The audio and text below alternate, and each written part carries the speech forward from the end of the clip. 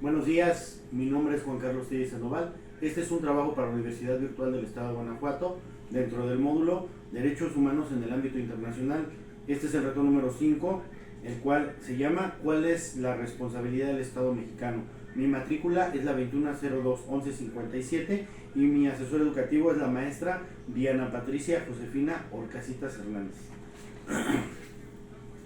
Para este trabajo daremos lectura a dos casos. Asimismo se hará una fundamentación y una argumentación de las respuestas que se plantean. En el caso número 1, Ana se encontraba pacíficamente repartiendo panfletos a las personas que se manifestaban en la plaza de armas de su ciudad. El contenido de los panfletos versaba sobre citas bíblicas. Al enterarse de lo que hacía Ana, la policía decidió arrebatarle los panfletos y detenerla, argumentando que no era un lugar para repartir este tipo de información, pues alteraba el orden. Ana permaneció encerrada e incomunicada dentro de una patrulla durante 3 horas, hasta que la manifestación concluyó.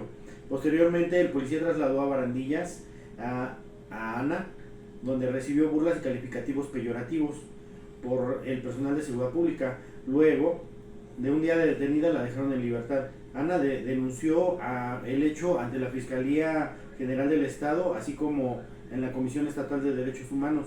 En ambas instituciones omitieron dar inicio a cualquier procedimiento, por lo cual acudió Ana a la Justicia Federal, donde se resolvió incompetencia para conocer del asunto. 2 años después, Ana presentó su caso ante la Corte Interamericana de Derechos Humanos. En este caso, se considera si existe responsabilidad por parte del Estado mexicano y se pide que se argumente y se fundamente la respuesta. En mi caso, yo considero que sí existe responsabilidad por parte del Estado mexicano en el caso de Ana, y la fundamentación para lo anterior es que se viola el derecho a la libertad de expresión de Ana, que fue detenida arbitrariamente y privada de su libertad por repartir panfletos con contenido religioso. La libertad de expresión es un derecho fundamental protegido por la Convención Americana de Derechos Humanos en su artículo 13. La Corte Interamericana de Derechos Humanos ha establecido que este derecho incluye la libertad de difundir ideas, incluso aquellas que son impopulares o controvertidas. En este caso, el Estado mexicano no presentó ninguna razón legítima para restringir la libertad de expresión de Ana. La violación de derechos de la libertad personal de Ana también fue violado porque fue detenida sin un orden judicial y sin que se le informaran los motivos de su detención. Esto viola el artículo 9 de la ya anterior mencionada convención, que establece que nadie puede ser detenido arbitrariamente. La Corte Interamericana de Derechos Humanos ha reiterado que la detención arbitraria es una grave violación a los derechos humanos. Por otra parte, también se dio la violación del derecho a la integridad personal, ya que Ana fue sometida a tratos crueles, inhumanos y degradantes mientras estuvo detenida. Fue incomunicada y burla al personal de seguridad pública. Esto viola el artículo 5 de la Convención Americana de Derechos Humanos que prohíbe este tipo de tratos.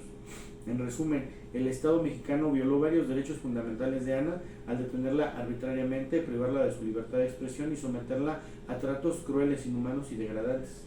Para prueba de lo anteriormente expuesto, iremos a lo que son las jurisprudencias de la Corte Interamericana de Derechos Humanos, en específico al caso de Velázquez Rodríguez contra Honduras desde 1989, el caso de Clau Reyes contra Chile del 2006, así como el caso de López Álvarez contra Honduras del año 2006. La normativa aplicable para lo que se ha mencionado es la Convención Americana de los Derechos Humanos y la Constitución Política de México.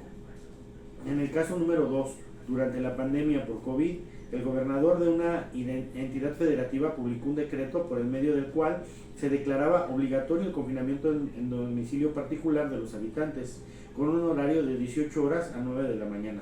Asimismo, se preveía una multa de 1,500 pesos a quien infringiera esta disposición. De no contar con los recursos para el pago de la multa, se decretó que deberían de pagar 36 horas de arresto. Andrés, un hombre de 34 años de edad en situación de calle, caminaba por la avenida principal de la ciudad más o menos como a las 8 de la noche, cuando un militar lo vio, lo detuvo y lo presentó ante la Secretaría de Seguridad Pública, donde le fue exigido el pago de la multa. Como consecuencia, fue privado de su libertad porque no tenía para pagarla y boletinado con una fotografía que incluía una fotografía en redes sociales como el primer detenido, un sinvergüenza capaz de negar a su familia con tal de no pagar la multa. Derivado de lo anterior, fue localizado por una asociación civil a través de la cual se planteó su caso en la jurisdicción militar y ordinaria hasta ponerse de conocimiento de la Corte Interamericana de Derechos Humanos. ¿Se considera que existe responsabilidad por parte del Estado mexicano? Sí considero que existe responsabilidad por parte del Estado mexicano en el caso de Andrés, y la fundamentación sería la siguiente. Se viola el derecho a la libertad personal, ya que Andrés fue detenido arbitrariamente y privado de su libertad por no contar con un hogar y no poder pagar una multa. La libertad personal es un derecho fundamental protegido por la Convención Americana de Derechos Humanos en su artículo 7. La Corte Interamericana de Derechos Humanos ha establecido que este derecho incluye la libertad de no ser detenido arbitrariamente. En este caso, el Estado mexicano no presentó ninguna razón legítima para detener a Andrés. La violación del derecho a la igualdad ante la ley, que también es violada por parte del Estado hacia Andrés, ya que fue discriminado por su condición de persona en situación de calle. La igualdad ante la ley es un derecho fundamental protegido por la Convención Americana de Derechos Humanos en su artículo 24, y la Corte Interamericana de Derechos Humanos ha establecido que este derecho prohíbe toda discriminación basada en condición social y económica de una persona. En este caso, Andrés fue detenido y multado únicamente por ser una persona en situación de calle, mientras que otras personas que no se encontraban en esta situación no fueron sometidas a la misma medida. La violación del derecho a la dignidad humana también fue violada para Andrés, ya que fue humillado y expuesto al escarnio público al ser boletinado en redes sociales como el primer detenido sinvergüenza capaz de negar a su familia con tal de no pagar una multa. Esto viola el artículo 1 de la Convención, que reconoce que la dignidad es inherente a toda persona.